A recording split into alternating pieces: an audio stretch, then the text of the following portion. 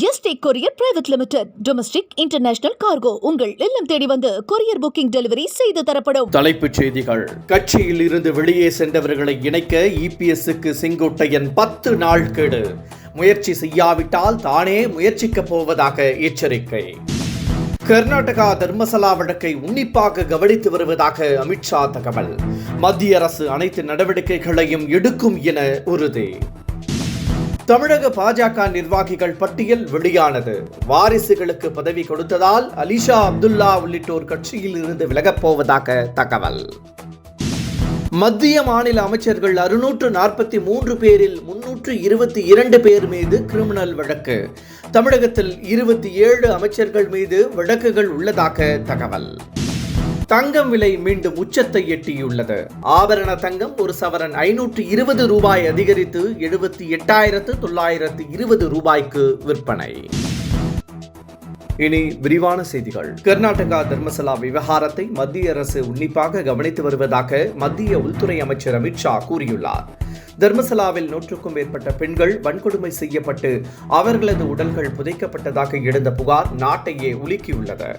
இது தொடர்பாக என்ஐஏ விசாரிக்க வேண்டும் என கர்நாடகாவைச் சேர்ந்த சனாதான சாந்த் என்ற அமைப்பு அமித்ஷாவிடம் முறையிட்டுள்ளது. இதற்கு பதிலளித்துள்ள அமித்ஷா நிச்சயம் உரிய நடவடிக்கை எடுக்கப்படும் என உறுதியளித்துள்ளார். யாருக்கும் யாரும் அடிமை கிடையாது என்ற தத்துவத்தை உலகிற்கு எடுத்துரைத்தவர் பெரியார் என முதலமைச்சர் மு.க. ஸ்டாலின் புகழாரம் சூட்டியுள்ளார்.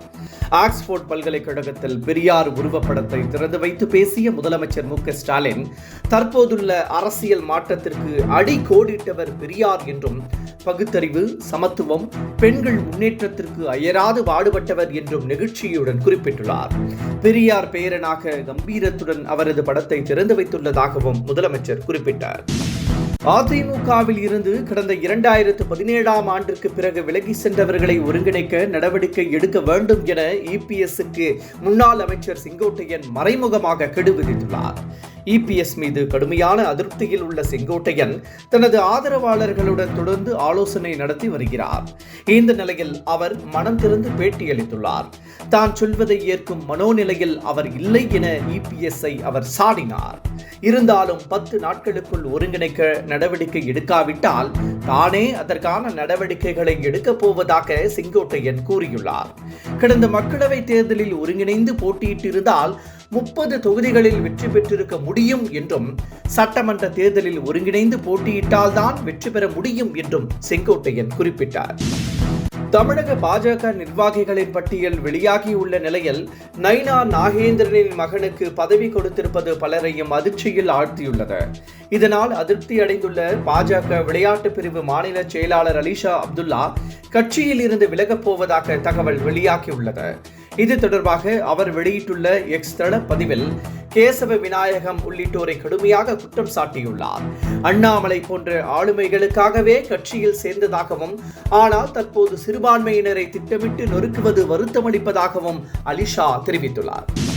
கடந்த 2009ஆம் ஆண்டு கட்சி பொறுப்பில் இருந்து ஜெயலலிதாவால் நீக்கப்பட்டவர்தான் இபிஎஸ் என செங்கோட்டையன் அதிரடியாக தெரிவித்துள்ளார். கோபிச்செட்டிப்பாளையத்தில் மனம் திறந்து பேட்டியளித்த அவர் தென் மாவட்டங்களில் வரும் தேர்தலில் அதிமுக வெற்றி பெற பிரிந்தவர்கள் இணைய வேண்டும் என வலியுறுத்தினார். அவர்களை இணைப்பதில் எந்த தவறும் இல்லை என்றும் செங்கோட்டையன் கூறினார். அதிமுகவில் அனைவரும் ஒன்றிணைய வேண்டும் என்று செங்கோட்டையன் கூறியதை வரவேற்பதாக நைனா நாகேந்திரன் தெரிவித்துள்ளார். பிரிந்துள்ள அனைவரும் இணைந்து அதிமுக கூடுதல் வலிமை பெற வேண்டும் என்பதே தனது கருத்து என்றும் நைனா நாகேந்திரன் கூறியுள்ளார்.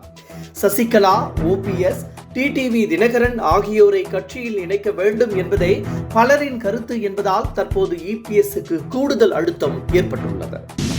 தொண்டர்களின் மனதின் குரலை செங்கோட்டையன் வெளிப்படுத்தியுள்ளதாக ஓபிஎஸ் தெரிவித்துள்ளார். அனைவரும் ஒருங்கிணைய வேண்டும் என நினைக்கும் செங்கோட்டையனுக்கு உறுதுணையாக நிற்பேன் என்றும் அவர் கூறியுள்ளார். தொண்டர்கள் பிரிந்துள்ளதால் 4-5 ஆண்டுகளாக எந்த தேர்தலிலும் அதிமுக வெற்றி பெற முடியவில்லை என்றும், எனவேதான் பிரிந்தவர்கள் ஒன்றிணைய வேண்டும் என்றும் ஓபிஎஸ் கூறினார். தங்கம் விலை கட்டுக்கிடங்காமல் உயர்ந்து வருகிறது. சென்னையில் ஒரு சவரன் ஆபரண தங்கம் 560 ரூபாய் உயர்ந்து 78,920 ரூபாய்க்கு விற்கப்படுகிறது. நேற்று ஒரு சவரன் 80 ரூபாய் குறைந்துள்ள நிலையில் இன்று மீண்டும் ஏறுமுகம் கண்டுள்ளது. ஒரு கிராம் 9,865 ரூபாய்க்கு விற்கப்படுகிறது. வெள்ளியின் விலை மாற்றமின்றி ஒரு கிராம் 137 ரூபாய்க்கு விற்பனை செய்யப்படுகிறது. என்றும் உங்களுடன் மை இந்தியா முக்கிய செய்திகளை உடனுக்குடன் தெரிந்து கொள்ள சப்ஸ்கிரைப் பண்ணுங்க, பெல் பட்டனை பிரஸ் பண்ணுங்க. என்றும் உங்களுடன் my India. Yesterday courier private limited. Domestic international cargo உங்கள் இல்லம் தேடி வந்து கொரியர் புக்கிங் டெலிவரி செய்து தரப்படும்.